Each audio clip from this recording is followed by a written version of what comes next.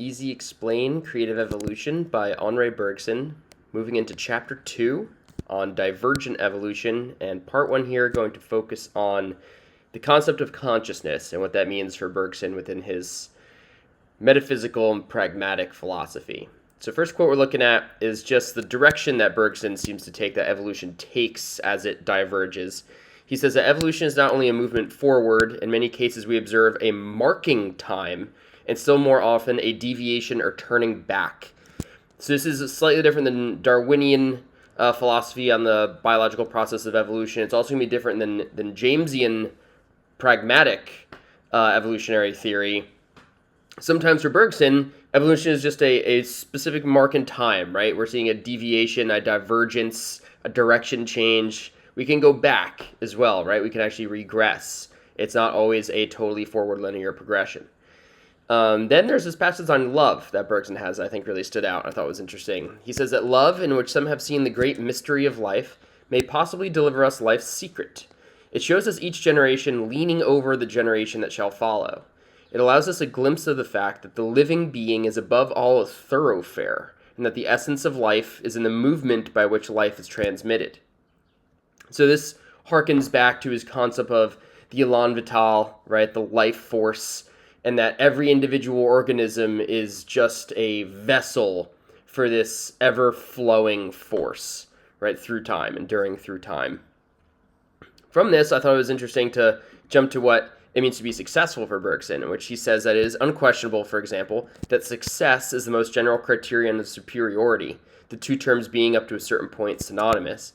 By success must be understood, so far as the living being is concerned, an aptitude to develop in the most diverse environments through the greatest possible variety of obstacles, so as to cover the widest possible extent of ground.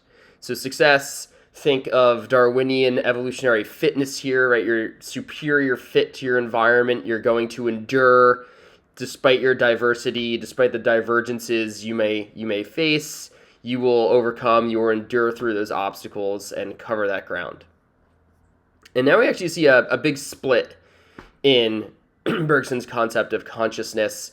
We're going to move into the conscious versus the unconscious, which for Bergson he often talks about as intelligence versus instinct, right? Two sides of the same force here. So let's start looking at how he breaks this down. He says, now we must show that intelligence and instinct also are opposite and complementary. To go on, he says, intelligence, considered in what seems to be its original feature, is the faculty of manufacturing artificial objects, especially tools to make tools, and of indefinitely varying the manufacture, right? So humans, right? We make tools to make more tools. We create something out of nothing, seemingly, right? That's definitely a sign of intelligence. But instinct, Bergson said, is a faculty of using and even of constructing organized instruments. Intelligence perfected is the faculty of making and using unorganized instruments, right? And this is that creativity. This is that, we're floating on top of the nature of reality as chaos, and we are creating order out of that, right? That is intelligence. It's unorganized by its nature to begin with. Here we come. We're going to give it structure. He goes on to say that instinct and intelligence, therefore, represent two divergent solutions equally fitting of one and the same problem. So a side note on consciousness here for Bergson, really just a great way I think that he sums it up and defines it. He says that the consciousness of a living being may be defined as an arithmetical difference between potential and real activity. It measures the interval between representation and action. So consciousness and intelligence specifically, as a part of this consciousness, is seeing potential in things on top of reality, seeing representations and bringing them into action, right? Making them an activity, a creative action. Finally, to wrap up this theme for Bergson, he says that intelligence is likely to point towards consciousness and instinct towards unconsciousness.